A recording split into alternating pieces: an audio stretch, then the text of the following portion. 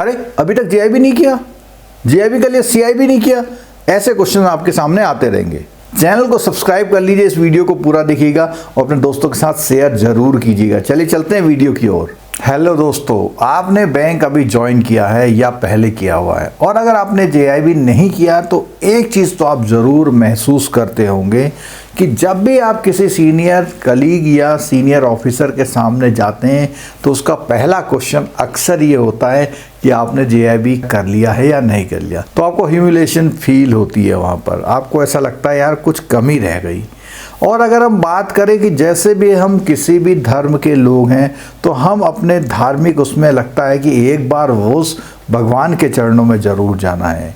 तो इसी तरह से बैंकिंग में जेआईबी इतना इम्पॉर्टेंट है क्योंकि ये आपकी प्रोफेशनल नॉलेज बढ़ाता है, आपकी थॉट प्रोसेस को चेंज करता है, कंटिन्यू पढ़ने की हैबिट को डेवलप करता है और आपका इंक्रीमेंट भी इससे तय होता है, यानी आपकी सैलरी बढ़ती है, साथ साथ में प्रमोशन के चांसेस तो मिलते ही हैं। तो दोस्तों मैंने बात करी कि क्यों जेआईबी या सीआईबी करना इम्पॉर्टेंट है। अब बात करते हैं कि एग्ज़ाम्स की डेट्स आ गई हैं और कितना समय हमको देना है कि हमारा जेआईबी या सीआईबी हो जाए।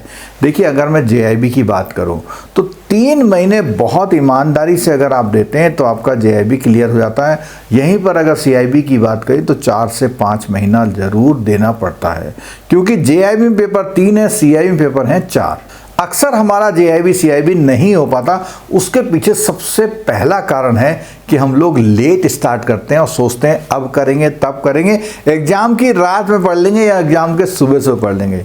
देखिए दोस्तों, इस तरह का जेआईबी सीआईबी बिल्कुल नहीं होता। दूसरा, टेक्स्ट बुक बाई करने में हम सोचते रहते हैं, अरे टेक्स्ट बुक तो आप आज इस वीडियो को देख रहे हैं तो ज़रूर बाई कर लीजिए, क्योंकि ये आपके एक्सपेंसेस नहीं, ये आपका इन्वेस्टमेंट है आपकी बैंकिंग जॉब में। तैयारी करते समय किसी दोस्त, कलीग, सीनियर या किसी टीचर को मेंटर के रूप में ज़रूर रखिए, ये आपको हेल्प करता है आपके जेआईबी और सीआईबी को पास करने में। अगर जेआईबी के चारों पेपर की बात करूं तो ये चारों पेपर आपके अप्रैल में ख़त्म हो जाने चाहिए, जिससे कि आप मई में और ड्यूरिंग एग्ज़ाम आप रिवीजन कर पाएँ। और जैसा कि आपको मालूम है कि एक पेपर जो पीपीबी का है उसमें 1 दिन का समय मिल रहा है, 900+ पेजेस की बुक है। अगर आपने पहले नहीं किया तो उस दिन बहुत मुश्किल होने वाली है, और पीपीबी अगर आप जल्दी कर लेते तो इसका बेनिफिट डायरेक्ट आपको रिटेल बैंकिंग वाले पेपर में मिलेगा। अगर दोस्तों सीआईबी की बात करें तो सीआईबी का एग्ज़ाम इस बार रखा गया है जुलाई में। इसका मतलब ये हुआ कि आप मई 15 तक एक बार अपना सीआईबी का कोर्स ख़त्म ज़रूर कर लें। अब मई 15 तक जब आप अपना कोर्स ख़त्म कर लेंगे तो आपके पास जो 1 से 1.5 महीना रहेगा वो अच्छी प्रिपरेशन करने के लिए रहेगा। दोस्तों अगर सीआईबी की बात करें तो लगभग 15 जून तक आपको एक बार अपना कोर्स ज़रूर ख़त्म कर लेना, जिससे आप अगले 1 महीने में बढ़िया से रिवीजन कर पाएँ। और पेपर हैं 5। इसमें जो ABFM का पेपर है वो वेरी नेक्स्ट डे रखा है, यानी 1 दिन के गैप से रखा है। तो इसके लिए आपको ABFM सबसे पहले ख़त्म कर लेना है। लगभग मई लास्ट तक आपका ABFM ख़त्म हो जाना चाहिए। और जब रिवीजन की बात आई तो जुलाई में 2 फर्स्ट पेपर जो हैं उनके रिवीजन साथ चलने चाहिए, जिसमें ABFM का रिवीजन भी शामिल होना चाहिए। MCQ करने की बहुत तेज़ी आपको होती है, बिना चैप्टर पढ़े MCQ मत करिए, टाइम वेस्टिंग होगा, तुक्का लगाएंगे, क्योंकि जो पेपरों का स्ट्रक्चर होता है वो ऐसा नहीं होता है कि थोड़ा सा सोचा और आपने टिक कर दिया। अगर आपने चैप्टर नहीं पढ़ा तो MCQ कर रहे हैं तो डेफिनेटली तुक्का लगा रहे हैं, और अगर आपके गलती से MCQ में अच्छे मार्क्स आ गए तो आपको लगे मेरी तैयारी तो ठीक चल रही है, यानी वो सही तरह से रिफ्लेक्ट नहीं कर पाएगा कि आपकी क्या सिचुएशन है इस समय पे, कौन सी पोजीशन में आप हैं, कितना आपको पढ़ने की ज़रूरत है, ये नहीं बता पाएगा। पढ़ने के लिए डेली कोई ना कोई शेड्यूल बनाइए। अगर आप लेट उठ पाते हैं तो रात का बनाइए, और अगर आप जल्दी सो जाते हैं तो सुबह का बनाइए उठने का।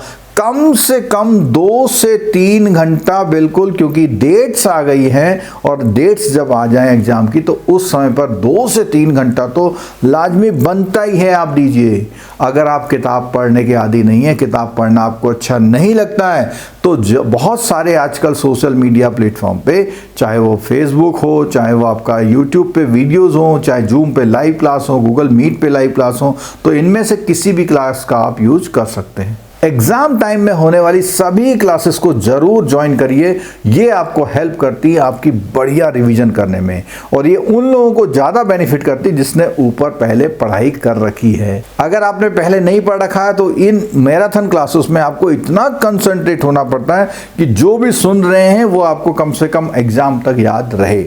मोबाइल एप्लीकेशन का जो लिंक है नीचे दिया हुआ है। अगर आप रेगुलर पेड कोर्स चाहते हैं जिसमें एक जगह पर सारे वीडियोस अवेलेबल रहते हैं पहले से आपके पास, प्लस आपको लाइव क्लास मिलती है, उसके लिए नीचे डिस्क्रिप्शन बॉक्स में लिंक दिया गया है। कोर्स से संबंधित कोई भी आपकी क्वेरी होती है तो आप हमें जो है कमेंट बॉक्स के थ्रू, व्हाट्सएप पर या आप मेल के द्वारा इन चीज़ों को भेज सकते हैं। तो दोस्तों, आपका JIB CIB इसी बार होगा, इसी बार होगा, ये कहते हैं मैं आप सब लोगों से विदा चाहता हूं और सभी को बेस्ट विशेस भी देता हूं कि आपका JIB CIB हो जाए, आप किसी भी तरह की तैयारी कर रहे हैं तो। Thank you so much.